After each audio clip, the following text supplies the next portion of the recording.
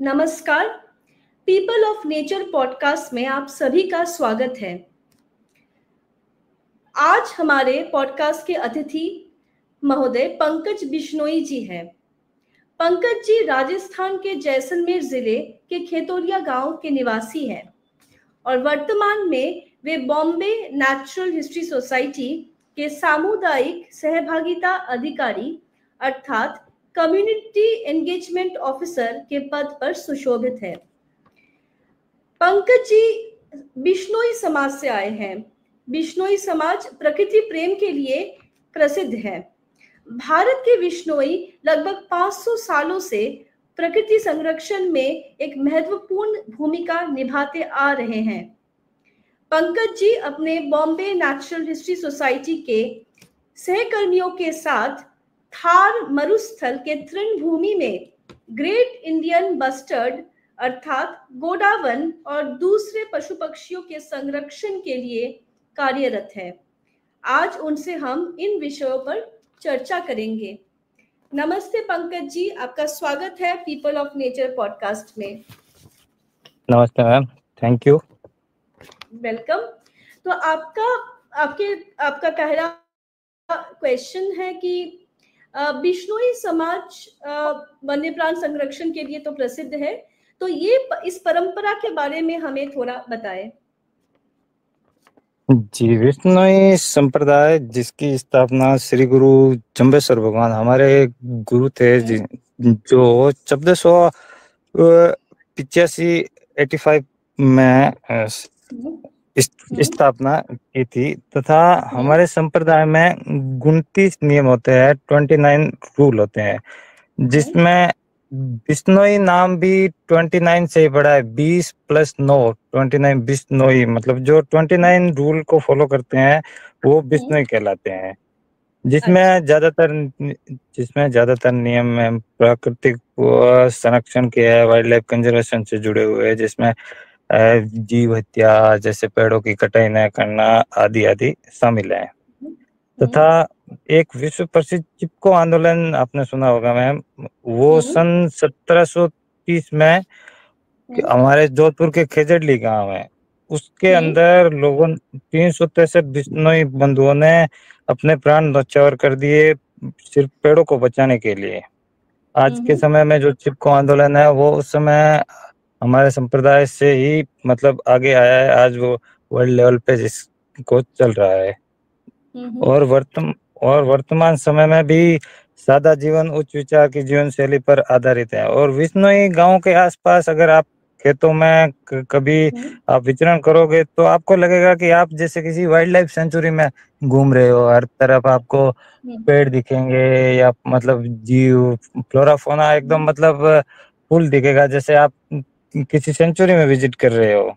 और जो आज के टाइम में जो मुहिमें चल रही है, जैसे ये ग्लोबल वार्मिंग वगैरह वगैरह, वो आज से 500 साल पहले हमारे गुरु जम्बेश्वर भगवान ने वो मतलब समझ लिया था कि आने वाला टाइम में ऐसे आएंगी समस्याएं आएंगी, और उस पे उन्होंने उस टाइम से ही कार्य करना शुरू कर दिया। और आज हम उस चीजों को अपना कर चल रहे हैं।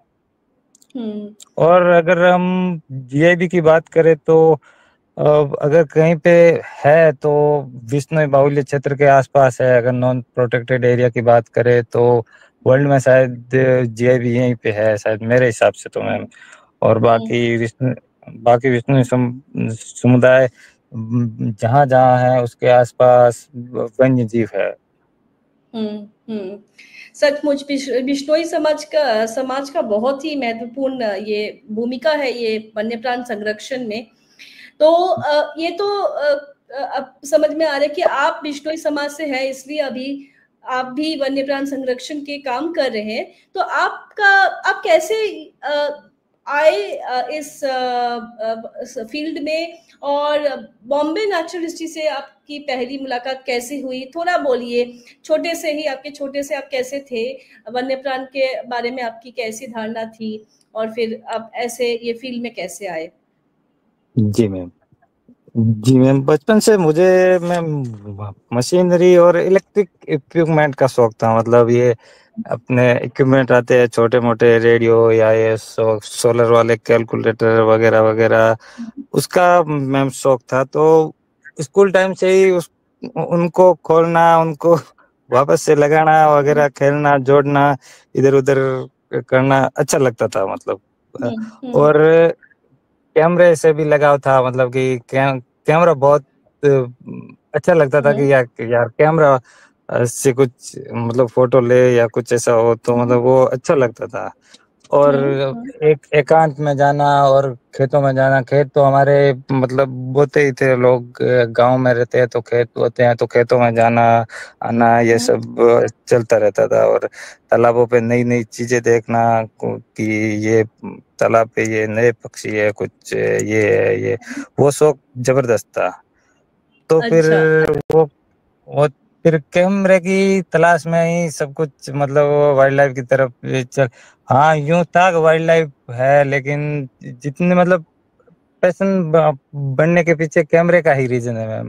मतलब सच अच्छा। कहूँ तो कैमरा, अच्छा। हम्म। जी, कि कैमरा मिलेगा तो मतलब हमें अलग अलग चीजें, मतलब मैं किसी को दिखा सकता हूँ, ऐसा हाँ। ऐसा सोचना था मैम। तो अच्छा, फिर तो कैमरा एक, से आप पहले किन पशु पक्षियों के फोटो लेते थे? जी पशु पक्षियों के भी लेते थे। और मैम एक हमारे एक आंधी का गुब्बार आता है मैम डेजर्ट में। हम्म। मतलब आंधी, हम्म। आंधियां चलती है और एक काली पीली आंधी आती है, शायद आपने कहीं सुना होगा या देखा होगा इंटरनेट पे। हम्म। मतलब एक गुब्बार बाउंडर सा आता है आंधी का, तो अच्छा। उसको शूट करने का चस्का था कि आंधी आएगी तो मतलब वो एक अलग ही मतलब वो अच्छा। लेवल था कि तो फिर आंधी आती थी तो आंधी के पीछे जब आंधी चली जाती थी एकदम, मतलब बाउंडर आया और बाउंडर चला गया, तो पीछे हाँ। छोटे चिड़िया जैसे उनका वेबलर बुलबुल अपनी, उनके हम्म। घोंसले वो गिर जाते थे नीचे, क्योंकि तूफान आएगा तो अच्छा। फिर वो गिर जाते, तो उनको रेस्क्यू करते थे या हम्म। उनको डब्बे में दाना डालते थे। हम्म। कोई घायल है तो उसको मतलब हम्म। ट्रीटमेंट की कोशिश करते थे। ऐसे हम्म। करते करते चिंकारा चिंकारा भी कोई मतलब कहीं पे अगर घायल होता फिर लोग फोन भी कर देते थे कि भाई हम्म। आओ इसको कुछ देखो। इससे हम्म। मतलब रुचि बढ़ती गई। और हम्म। बात करें कि पहली बार बीएनएचएस से कांटेक्ट कैसे हुआ, तो स्कूल समय में एक हम्म। दो बार रहमानी सर भी अपने स्कूल में, गांव के स्कूल में भी कुछ प्रोग्राम के लिए आए थे। लेकिन हम्म। उस समय मुलाकात नहीं हो सकती थी। उस समय बच्चे थे, डरते थे कि भाई साहब लोगों से तो अब कैसे सीधे बात करें, मतलब रहमानी वो। सर तब के डायरेक्टर थे बीएनएचएस के उस समय के। जी जी, उस समय आए थे। अच्छा। एक हम्म। हम्म। इंडिपेंडेंट डे का भी शायद प्रोग्राम था, उनमें भी आए थे। हम्म। और एक बार और अच्छा। आए थे। वो हम किसी और क्लास में उन्होंने प्रोग्राम किया था, हमारी क्लास में नहीं किया था, हम्म। तो हमें मतलब इतना मालूम नहीं था कि ये चीज है, ये है। शायद हाई क्लास में किया होगा उन्होंने। तो हम्म। हम्म। तो फिर उस समय तो फिर वो नहीं हो पाया, लेकिन बीएनएसएस का नाम जरूर सुना था कि भाई ऐसी भी कोई चीज होते हैं जो ऑर्गेनाइजेशन होते हैं जो वाइल्ड लाइफ के लिए काम करते हैं वगैरह वगैरह। हम्म। तो फिर अच्छा। कैमरे की तलाश तो मैम थी जारी कहीं ना कहीं से। तो फिर एक हमारा भाई है जो हम्म। फॉरेस्ट में उनका सिलेक्शन हुआ था 2013 हम्म। 14 की बात है। तो फिर उनको एक कैमरा मिला था। तो फिर हम्म। हम उनके पीछे लग गए कि भाई कैमरा चलाने दे चलाने दे। तो फिर वो भी मतलब कैमरा देता था कभी कभी, उनके साथ में जाते थे, तालाब पर जाते थे, फोटो वगैरह करते हम्म। थे। तो उनसे फिर सर से मुलाकात हुई, सुजीत सर से मुलाकात हुई उनकी। और सुजीत नरवडे, डॉक्टर सुजीत नरवडे बीएनएचएस के अभी, तब वो क्या, अभी तो डिप्यूटी डायरेक्टर है, तो उस समय उनसे मुलाकात हुई आपकी? जी जी मैम, हमारी मुलाकात अच्छा। नहीं हुई। वो अपने भाई है कमलेश जी, उनसे मुलाकात हुई थी। तो उन्होंने अच्छा। फिर हमसे मिलाया कि ये भी मतलब इंटरेस्टेड है वाइल्ड लाइफ में और ये भी कुछ करना चाहते हैं। तो हमें तो लगा अब तो हमारा कैमरा फिक्स हो गया है, इनके साथ रहेंगे। तो फिर धीरे धीरे मुलाकात होती गई, सर्वे वगैरह में भाग लिए और ऐसे करके फिर लगने लगा हाँ, कुछ मतलब अपन भी कुछ इस जगह के लिए कुछ अलग कर सकते हैं और हम सब मिलके इसको बचाने का प्रयास कर सकते हैं। जी, फिर अच्छा बीएनएचएस के अच्छा। साथ मैं जुड़ गए और अभी लगभग 6 एक साल हो गए मैम जुड़े। कितने साल हुए? 6 साल हो गए मैम, 2019 6 साल हो गए 5 साल बीएनएचएस में। के साथ। जी, अच्छा जी मैम। अच्छा अच्छा। हुँ। बहुत खूब। तो समझ में आया कि आपके ऐसे ही आपका तो एक प्यार तो था ही वन्य प्राण के प्रति, और कैमरा को आप जी, यूज करके उसको और भी आप उसको अपने जानने की कोशिश की, और उसके बाद बीएनएचएस जब आया तब फिर अब बीएनएचएस के साथ आपकी मुलाकात हुई डॉक्टर सुजीत के साथ, और फिर आप 6 साल से अभी बीएनएचएस के लिए काम कर रहे हैं। तो बीएनएचएस में जो काम कर रहे हैं उसका आपका रोल के बारे में थोड़ा बताइए। कम्युनिटी एंगेजमेंट ऑफिसर क्या रोल है, उसमें क्या करना पड़ता है? जी मैम, जी मैम। कम्युनिटी एंगेजमेंट ऑफिसर नाम सुनने में बहुत भारी भरकम लगता है कि कोई हम्म मतलब कोई ऐसा ही हम्म कुछ नाम है, लेकिन अपना हम्म काम बिल्कुल जो पहले से है उसको संरक्षण करना है। मतलब बहुत सरल, हम्म और जो पहले चीज़ें थी उसको वापस से मतलब रिस्टोर करना है अपना काम। हम्म और मैं ज़्यादातर समुदाय, वैसे अपना सब समुदाय में होता ही है कि लगाव सबको होता ही है कि वाइल्ड हम्म लाइफ से। और हम्म वाइल्ड लाइफ और बीएनएचएस का ये है कि बीएनएचएस साइंस के आधार पर कंजर्वेशन करता है। मतलब हम्म लोग, हाँ लगाव है मुझे है, लेकिन करना क्या है, कैसे करना है, कौन क्या कैसे होगा, इसके लिए हम्म बीएनएचएस की साइंस काम में आती है। तो हम्म मैं उनसे बात करता हूँ कि आपकी ये समस्या है, वो भी समस्या बताते हैं, मैं उनको अपनी समस्या बताता हूँ, तो इसका हल अपन साइंस से कैसे ले सकते हैं। तो उनका उनमें थोड़ी-सी बस साइंस डालनी है, बाकी कुछ नहीं है। बाकी तो सब जो भी है मैं उनसे बात करता हूँ कि जो पहले क्या था, पहले ऐसा वैसा था, हम्म अब क्या हम्म है, अब ऐसा हो गया, तो अपन इसको पहले के जैसे कैसे ला सकते हैं। जैसे हम्म प्रोसोपिस जूलीफ्लोरा का है मैम, ये अब हम्म। ग्रासलैंड को खत्म कर रहा है। अब लोगों को लगता था कि इसका क्या इलाज हो सकता है, प्रोसोपिस तो अब फैल रहा है तो फैल रहा है, इलाज हो प्रोसिपिस सकता है जूली इसके। फ्लोरा कहाँ पे आपके थार जो ग्रासलैंड में जहाँ पे आप काम करते हैं, वहां पे वो जी, उसका प्रॉब्लम है? जी, उसका प्रॉब्लम है, वो अच्छा क्या करता है कि जो जो यहाँ की नेटिव स्पीशीज़ है उसको बढ़ने नहीं देता और ग्रासलैंड को खत्म कर देता है मैम। अच्छा अच्छा अच्छा। तो तो उसके लिए हमने बातचीत की, तो पाया कि इसको भी हम कुछ कर सकते हैं। मतलब 1 साल में नहीं हम्म होगा, 2 साल में नहीं होगा, 3-4 साल में इसकी समस्या का भी समाधान है। तो ऐसे हम्म। मतलब जो भी समस्या है उसको साइंस के आधार पर, या उसको मतलब पूर्ण रूप से हटाने के लिए ये काम है। अच्छा, अ, तो आप एक्चुअली फिर एक संस्कृति और विज्ञान का मेल बंधन कर रहे हैं, आपका काम वैसा ही है। जी, जी, हाँ मैं एक कड़ी हूँ, उनसे जो पुराने इनपुट्स है वो आते रहते हैं, हम उनको नए हम्म इनपुट्स देते रहते हैं कि आप हाँ ऐसा कर हाँ सकते हैं, आप हाँ। ऐसा कर सकते हैं, तो वो उनकी तरफ से वो सेट हो जाता है, तो मतलब समस्या का समाधान ऑटोमेटिक ही हो जाता है। और हम सब हम्म मिलकर के फिर इस काम को संरक्षण करते हैं, तो भी उनको भी खुशी होती है कि भाई हाँ, इसका मतलब हम सब साथ मिल कर के ये काम कर रहे हैं। हम्म। अच्छा, बहुत सुंदर लगा ये सुन के कि अभी बिश्नोई आप जो है अभी फिर आपकी जो संस्कृति में ही तो वन्य प्राण संरक्षण की भावना है, पर अभी वो विज्ञान से की इस्तेमाल करके आप और भी उसको अच्छी तरह से करने की कोशिश कर रहे हैं। तो जी मैम। नेक्स्ट जो प्रश्न है वो है कि तो फिर आप अभी गोडावन के बारे में थोड़ा बोलिए कि जिसके लिए संरक्षण के लिए आप इतना काम कर रहे हैं। तो थार में अभी गोडावन की क्या स्थिति है? जी, गोडाउन हम्म में बेसिकली एक घास के मैदान का पक्षी है, जिसका हम्म क्या होता है कि पीछे के जो टोइंग हुक होता है ना, जैसे अब मोर है, तो मोर तो अब किसी भी चीज़ को पकड़ के पेड़ के ऊपर बैठ सकता है, या मतलब कोई तार के ऊपर कहीं खंबे पे बैठ सकता है, लेकिन गोडाउन जिसको ग्रेट इंडियन बस्टर्ड बोलते हैं, उसके पीछे का जो हम्म। टोइंग हुक होता है ना, वो नहीं होता है। तो उसके आगे की ही उँगली होती है, तो मतलब उसका पूरा सारा जीवन चक्र घास के मैदान में ही चलेगा, वो कहीं पे अच्छा बैठ नहीं सकता है। तो फिर उसके लिए क्या है कि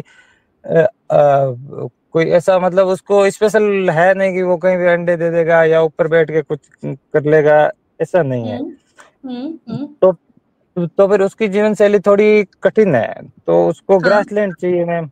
और ग्रासलैंड अब सिर्फ अगर हम नॉन प्रोटेक्टेड एरिया की बात करें तो ग्रासलैंड कम ही बचे हुए हैं, हम्म हम्म जहाँ तक मेरा आइडिया है मैम। और हम्म। हम जिस जगह काम करते हैं वो नॉन प्रोटेक्टेड एरिया है, अपना पोखरण क्षेत्र बोलते हैं उसको। पोखरण क्षेत्र में, अच्छा, हाँ हाँ। कि पोखरण रामदेवरा और एक भारतीय सेना का भी स्थान है, उसमें भी अपने कार्य शामिल है। तो अच्छा। एक ये एक गोडाउन की एक आश्रय स्थली है, शायद मैं कहूँ तो अंतिम आश्रय स्थली भी कह सकता हूँ। मतलब हम्म कहीं अब है नहीं यहीं के अलावा। तो उसके लिए शुरू में अगर हम स्टेटस की बात करें तो बीएनएचएस ने सर्वे और अध्ययन किया कि कैसे, हम्म मतलब पूरे को सर्च किया, मतलब अलग अलग सर्वे किए और उनके अपने हिसाब से ये तो लगभग हम्म हमें आइडिया से 35 से 40 GIB इस पोखरण क्षेत्र में आज के टाइम में हम्म। मौजूद है। और हाँ पिछले कुछ सालों में कम्युनिटी, बीएनएचएस, गवर्नमेंट, आर्मी वगैरह के सहयोग से ऐसा लगता है कि एक सकारात्मक प्रयास हुआ है हमें। हम्म मतलब चूजे भी देखने को मिलते हैं फील्ड में कभी कभी, हर साल हम्म दो चार चूजे भी मिलते हैं। तो मतलब अब हम ऐसा सोच सकते हैं कि हम सही दिशा में जा रहे हैं। अच्छा। और हाँ, बहुत बहुत ही सुंदर। हाँ, कि जो आर्मी, बिश्नोई समाज और बीएनएचएस, तीन जन मिलके गोडावन को एक नॉन प्रोटेक्टेड एरिया में उसको संरक्षण करने की कोशिश कर रहा है। ये तो सुन के बहुत ही अच्छा लगा। तो ये जी। गोडावन जो यहाँ पे है, थार का आप जो बोल रहे हैं, यही उनका अंतिम माने जगह है जहाँ पे वो है। शायद बिश्नोई हम्म। समाज वहाँ पे है, इसलिए शायद होगा, क्योंकि इतने सालों जी से बिश्नोई तो संरक्षण करते आए हैं। तो जी। गोडावन का अभी, एक तो आपने बोला कि वो नीचे वो, क्योंकि उसका हाइंड टो नहीं है, वो पर्च हाँ, नहीं कर हाइन टोन सकता। नहीं था। हाँ, जी मैम। तो वो मैदान में ही चलता है, घास के मैदान में ही वो चलता है ग्रासलैंड में। तो हम्म। और क्या, और ग्रासलैंड तो कम होते जा रहे हैं, तो क्यों ग्रासलैंड का क्यों कम हो रहे हैं, या तृणभूमि क्यों कम हो रही है, और और क्या दूसरे चुनौतियां हैं इस गोडावन के संरक्षण में?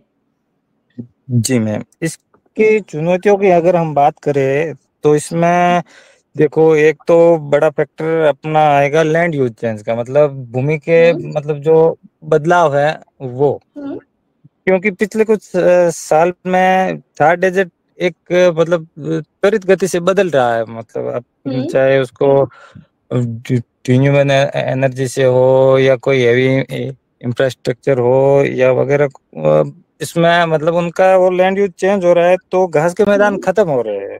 अच्छा तो घास के मैदान, अच्छा। जब घास के मैदान नहीं बचेंगे तो फिर गोडाउन के लिए तो खतरा है, या फिर तो और भी कई चीजों के लिए खतरा है। तो हम्म एक तो ये हो गया, लैंड यूज चेंज हो गया है। और एक और ब्रेजिंग, हम्म क्योंकि यहाँ आप डेजर्ट की साइड पश्चिमी राजस्थान में लगभग लोगों का जीवन यापन पशुपालन पे ही निर्भर रहता है। तो हम्म ये पशुओं की जनसंख्या विस्फोटक रूप से बढ़ रही है और घास के हम्म मैदान सिकुड़ रहे हैं। तो जो भी घास के हम्म मैदान बचे हुए उन पे दबाव ज्यादा आ रहा है। तो हम्म वो जल्दी से खत्म हो रहे हैं। जैसे पहले अगर माने कि 100 हेक्टर कहीं पे था, अब कहीं पे 50 हेक्टर है, लेकिन जानवर तो बढ़ रहे हैं, मतलब हम्म कैटल तो बढ़ रहे हैं। तो फिर वो 100 कैटल भी 50 पर आएंगे तो फिर वो पूरा बैलेंस हिल रहा है हम्म उसका, मतलब वो हम्म ग्रासलैंड पूरा खत्म सा हो रहा हम्म है। और एक आज हम्म। के टाइम की सबसे बड़ी समस्या है फ्री रेंजिंग डॉग की। अच्छा, हाँ हाँ हाँ।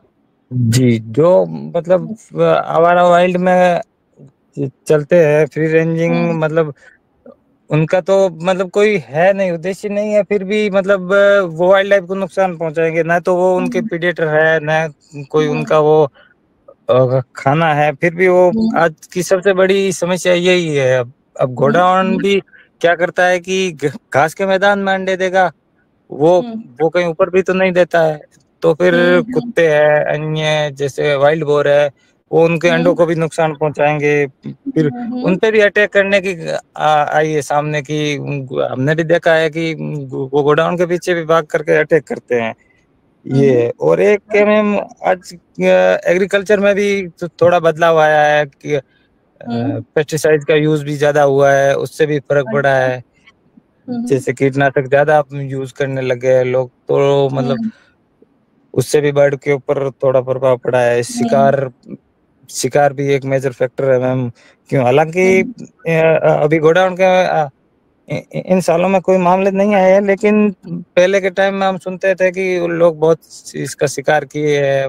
बहुत ये तो पहले अंग्रेजों के टाइम में गेम बर्ड हुआ करता था कि वो जितने लोग जितना जो शिकार करेगा उसको उतना मेडल मिलेगा, ऐसा भी सुना है हमने मैम। अच्छा तो अच्छा। इतने सारे फैक्टर है इसके लिए। और एक पावर लाइन भी है मेजर फैक्टर, क्योंकि लैंड यूज चेंज होगा तो पावर इंफ्रास्ट्रक्चर के लिए लाइनें तो लगेगी। फिर उससे भी कई घटनाएं सामने आई है बर्ड के मरने के लिए। यहाँ पे भी 3-4 बर्ड के मरने की घटनाएं भी सामने आई है। अच्छा। हाँ, बहुत अच्छी जी तरह से आपने समझाया ये जो चुनौतियां हैं गोडावन के संरक्षण में, जैसे कि लैंड यूज चेंज, ओवरग्रेजिंग, फिर पावर लाइन और फेरल डॉग और आपका, और ये सब कुछ आप बहुत अच्छी तरह से समझाए, जी थैंक यू।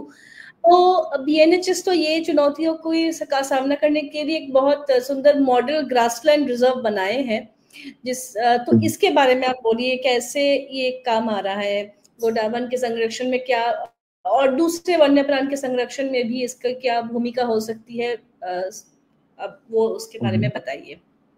जी जी मूलतः ये क्षेत्र पहले घास के मैदान ही हुआ करते थे मैम। यहाँ पे मतलब पूरा घास का मैदान ही था, लेकिन धीरे धीरे बढ़ती हुई आबादी, बढ़ती हुई पशुओं की जनसंख्या के चराई के कारण ये अब खत्म होते जा रहे हैं हम, क्योंकि ओवरलोड बढ़ गया है तो फिर खत्म हो जाए। ये घास के मैदान पहले पहले और अभी भी कई जगह अपने ग्रेट इंडियन बस्टर्ड, चिंकारा और जितने भी घास के मैदान पर निर्भर जो भी जीव है ना, उनके मूल आवास है।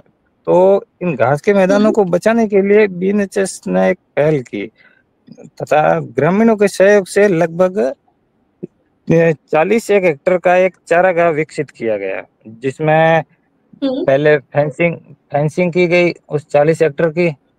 फिर उसमें जो भी यहाँ की जो नेटिव ग्रासेस थी उसको लगाया गया वापस, जो कि पहले ओवरग्रेजिंग के कारण खत्म हो गई थी, उसको वापस लगाया गया।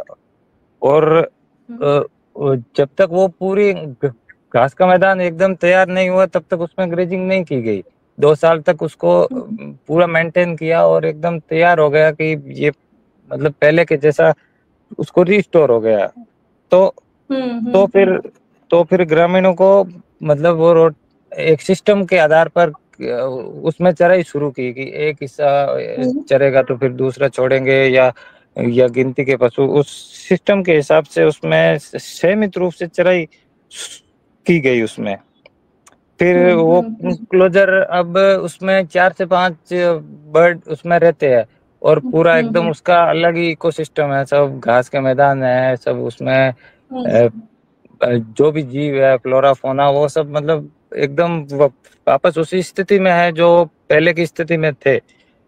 तो फिर इससे उन गांव वालों को भी फायदा हो गया कि उनके पशु भी वो चारा खरीदने नहीं सकते हैं, लेकिन उनके पशु भी चर रहे हैं, अपने बर्ड के लिए भी काम आ रहे हैं, और सारा ग्रासलैंड इकोसिस्टम भी पूरा उसमें आ गया। और हम ट्रैप कैमरों से उनकी निगरानी करते हैं। वो वहाँ पे एक वाटर होल बनाया हुआ है ताकि बर्ड या कोई अन्य चिंकारा वगैरह वहाँ पानी पी सके। हम उनकी काउंटिंग करते हैं और उसको पूरा एक मैपिंग किया हुआ है उस हिसाब से। अच्छा, तो वो भी खुश है और अपना भी हाँ बोलिए। उसमें वाइल्ड लाइफ रह रही है। अच्छा अच्छा, जी बहुत खूब है। तो ये ग्रासलैंड रिजर्व तो अभी फिर एक सैंक्चुरी ही हो गया है बोल सकते हैं, और ये तो ये इसमें जी तो मैम, इसको अभी और बढ़ाएंगे। जैसे ये तो एक मॉडल था, अब इसको मॉडल के रूप में और जगह भी इसको इम्प्लीमेंट करेंगे अच्छा, तो मतलब पूरा हाँ हो सकता है। हाँ हाँ।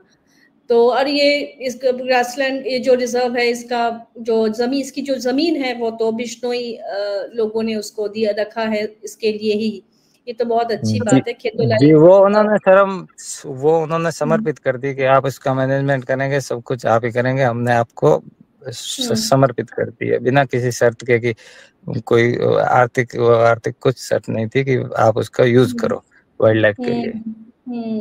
और तो उसका ये तो वाइल्ड लाइफ पे बहुत यूज करें। बड़ी, हाँ बहुत बड़ी एक चीज है कि आज के जमाने में जब सब लोग लैंड को, जमीन को ज्यादा हड़पते हैं, यहाँ पे समर्पित कर रहे हैं बिश्नोई पशु पक्षियों के लिए, तो ये तो जी बहुत ही बड़ी एक बात है। तो बहुत ही सुंदर लगा। तो ऐसे तो फिर तो ऐसे ही तो समझ में आ रहा है कि बिश्नोई जो गांव है वहां पे वो लोग ऐसे ही समर्पित है वन्य प्राण संरक्षण के लिए। तो और आप क्या कर रहे हैं उनके साथ, क्या काम कर रहे हैं उनकी ज्यादा सहयोगिता के लिए, उनको कैसे प्रेरित कर रहे हैं, और ऐसा कम्युनिटी एंगेजमेंट ऑफिसर? जी मैम, एक तो चारागाह संरक्षण तो एक हो ही गया है और डेजर्ट में मैम पानी की समस्या होती है। हम्म। हाँ। कुछ जगह हम्म पे तालाब भी क्रिएशन किए हैं और पुराने जो तालाब थे जो जर्जर अवस्था में हो गए थे, जैसे उनमें पानी नहीं ठहर रहा था साल भर, एक महीने हो गए, तो उन तालाबों को भी हमने रिस्टोर किया है और आज मतलब वो गांव वालों के भी बहुत काम आ रहे हैं और वाइल्ड लाइफ के लिए भी बहुत काम आ रहे हैं तालाब। और भी जैसे प्रोसोपिस जूलीफ्लोरा हटाना, तो उनके जो पशु है वो आराम से ग्रासलैंड में चर सकते हैं। चारागाह अच्छा। विकास कार्यक्रम करना और उनको जागरूकता के कार्यक्रम भी करना और जैविक खेती के प्रति उनको जागरूक करना कि इससे आपके कम पैसों में उनको अच्छी उपज भी मिल जाएगी और एक ऑर्गेनिक चीजें मिलेगी आपको जो कम हानिकारक रहेगी। ऐसे ऐसे काम चला और उन्होंने किया भी है और अच्छे अच्छे सकारात्मक परिणाम भी देखने को मिले हैं मैम।